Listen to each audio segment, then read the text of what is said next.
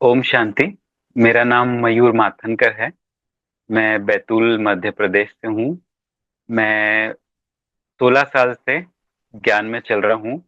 मैं ब्रह्मा कुमारी से जुड़ने के बाद जो भी मेरे अनुभव हुए हैं बाबा के साथ, बाबा के प्यार के, वो आपसे शेयर करना चाहता हूँ।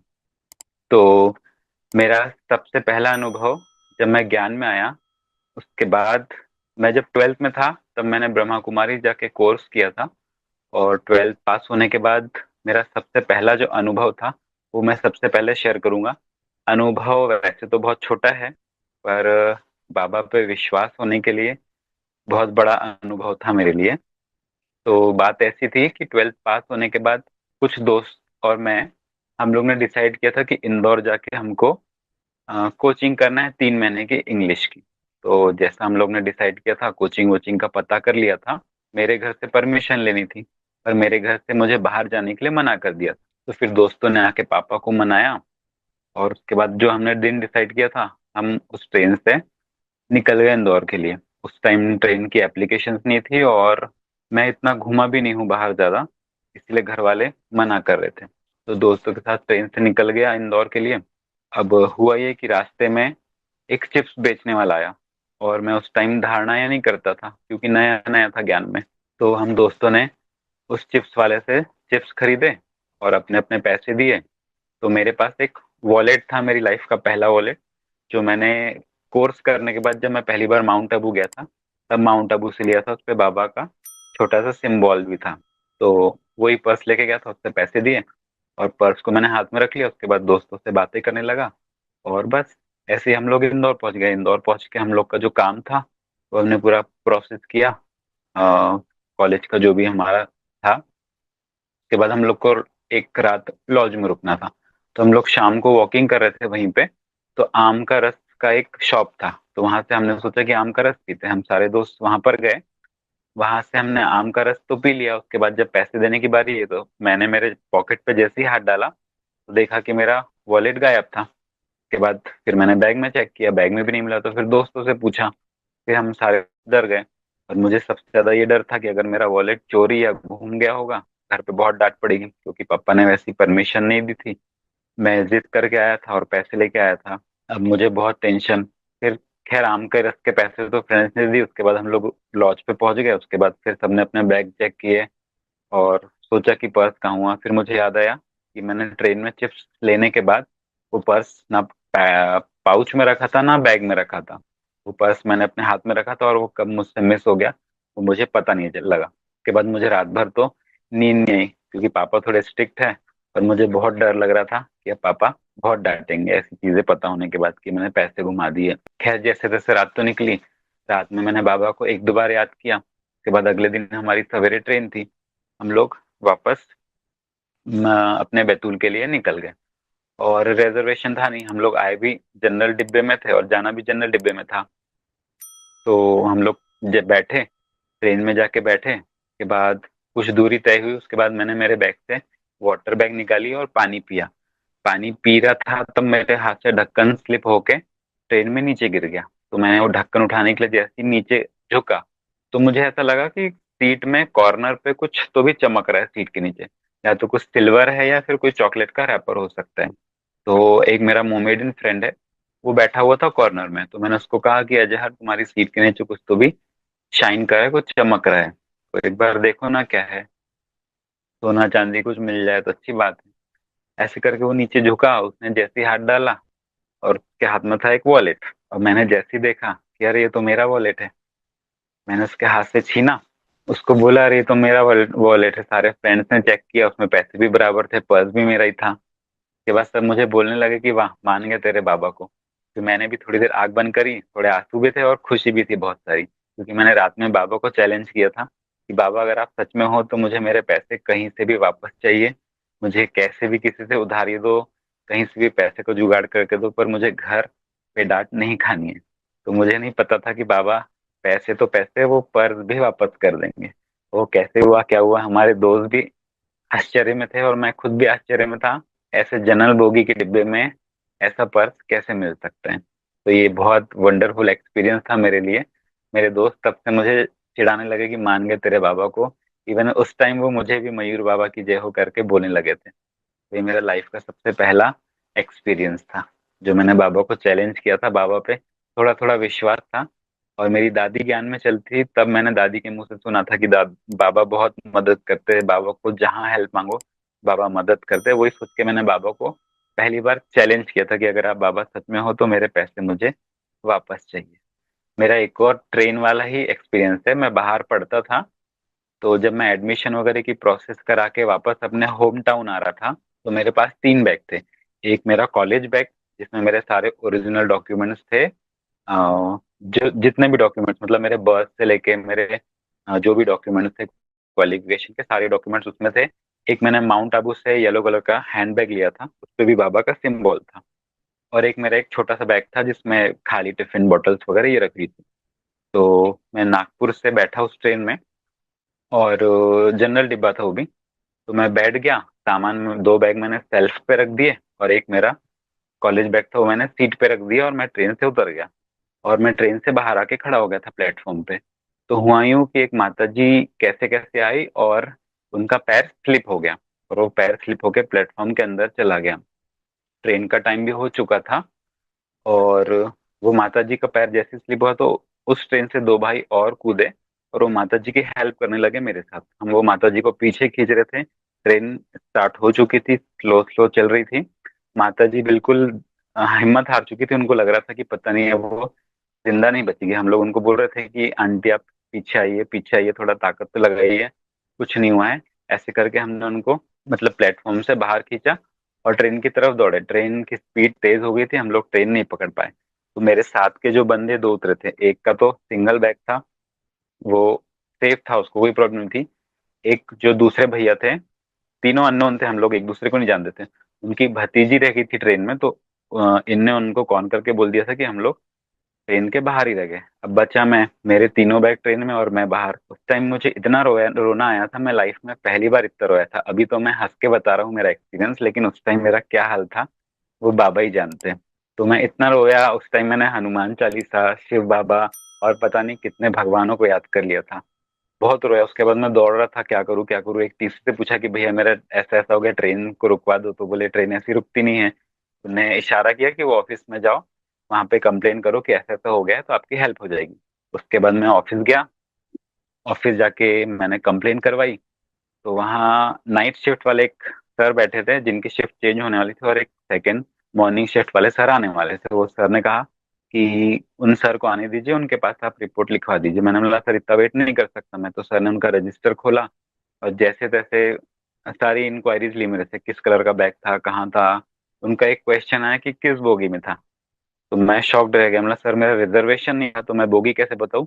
बस मुझे इतना याद है कि ट्रेन जिस साइड से आ रही थी, उसके एसी के एक डब्बे पहले पे मैं बैठा था, और गेट के फर्स्ट वाली उसमें सीट पे मैंने ऊपर बैग रखे थे, और सीट पे मेरा बैग रख दिया था। तो बस उन्हें सारी रिपोर्ट तो लिख ली, बैग में क्या है ये, ईटीसी ईटीसी। उसके बाद कहा कि अब ट्रेन नेक्स्ट स्टॉप पे रुकेगी, वहाँ हमारे ऑफिसर जाएंगे और चेक करके बताएंगे कि बैग मिला या नहीं मिला।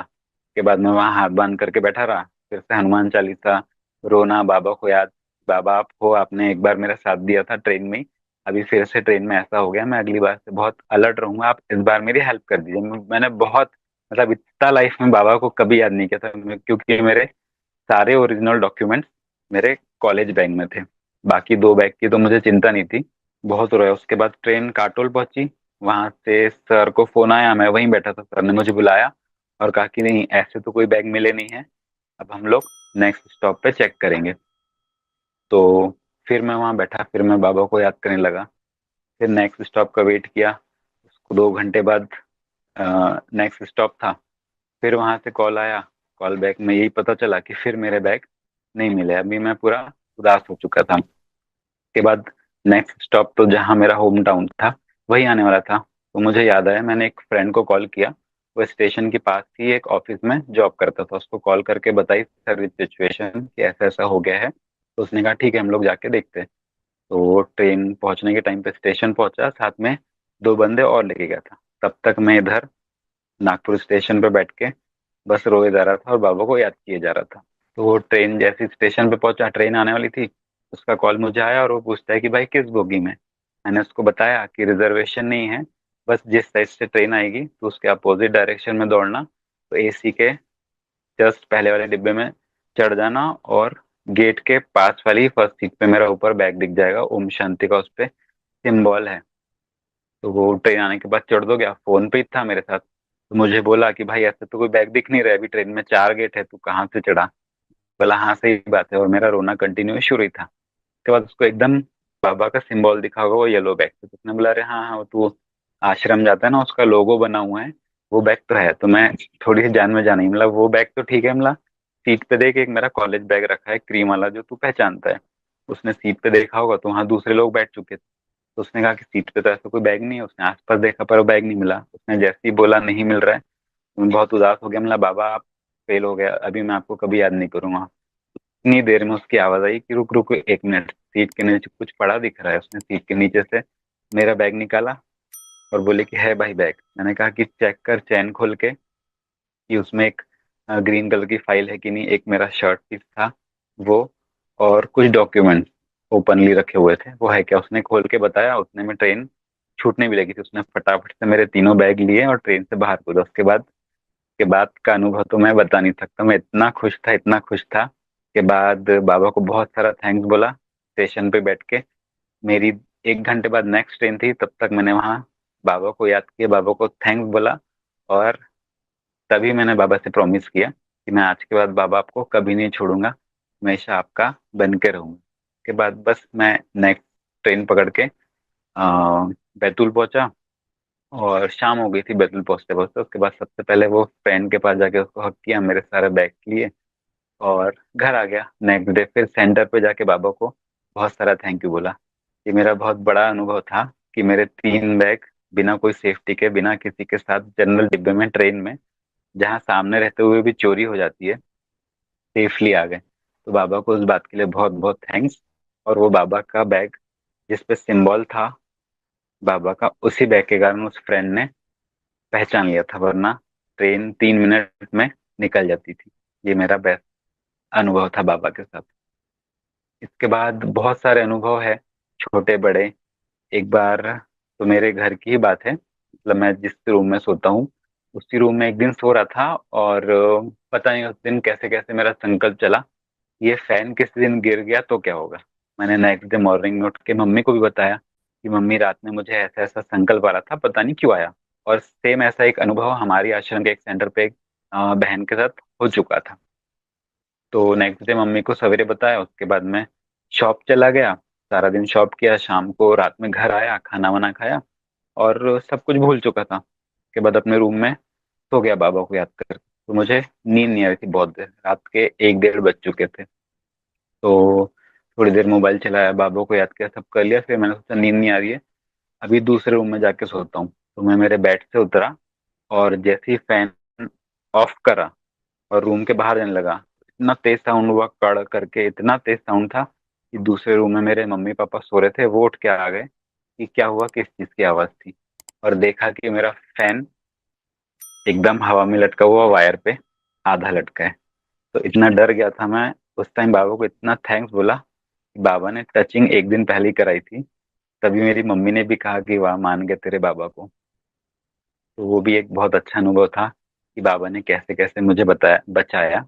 अगर मुझे नींद लग जाती तो शायद फैन नीचे गिर जाता, लेकिन बस वो फैन का बंद करना हुआ और फैन का गिरना हुआ। ये भी एक बहुत अच्छा एक्सपीरियंस था। उसके बाद नागपुर में ही मैं था, तब कस्तूरचंद पार्क है वहाँ पे, मेला लगा हुआ था। तो मैं उस मेले में गया था, ऑफिस के बाद थोड़ा सा टाइम पास किया जाए करके। तो उस उस उस टाइम मैं कृष्ण जी के कहानियां बहुत सुनता था, तो मुझे फील होता था अंदर से कि मैं कृष्ण जी होता तो कितना अच्छा था। मुझे वो सीन बहुत अच्छे लगते कृष्ण जी के, कि गोवर्धन पहाड़ उठा उठा रहे हैं, कालिया का मर्दन कर रहे हैं, कालिया पे नाच रहे हैं। तो ऐसे बहुत सारे चीजें जो कृष्ण जी करते थे, लीलाएं, वो मुझे लगता था कि मैं भी एक बार करूँ। उस टाइम मैं कस्तूरचंद पार्क में एक मेले में गया हुआ था। तो मेले में अचानक ये हुआ कि 15-20 मिनट बाद पूरी बदली आ गई, बादल छा गए, और बहुत तेज हवा चलने लगी। वो हवा धीरे धीरे तूफान बन चुकी थी। मुझे तो ईयर प्रॉपरली याद नहीं है, हाँ, एग्जैक्टली 10-12 साल पुरानी बात होगी वो। तो तूफान इतना तेज हो गया कि वहां जो सेल लगे हुए थे उन शॉप्स में हम लोग जितने भी थे बाहर के लोग जो भी आए थे शॉपिंग करने, वो सारे शॉप के अंदर गए कि बारिश में ना भीगे। वहां के टीन लिटरली उड़ने लगे थे, लाइट्स ऑफ कर दिए ताकि करंट ना फैले। और बहुत खतरनाक मंजर था उस टाइम का। उस टाइम भी बाबा को बहुत याद किया कि बाबा ये क्या हो गया अचानक, मैं फंसना नहीं चाहिए, मैं मेरे पापा की इकलौती औलाद हूँ। ऐसे बहुत सारे संकल्प आए। टाइम तो बहुत डरा हुआ था, अभी मुझे बताते हुए बहुत हंसी आती है मेरे अनुभव।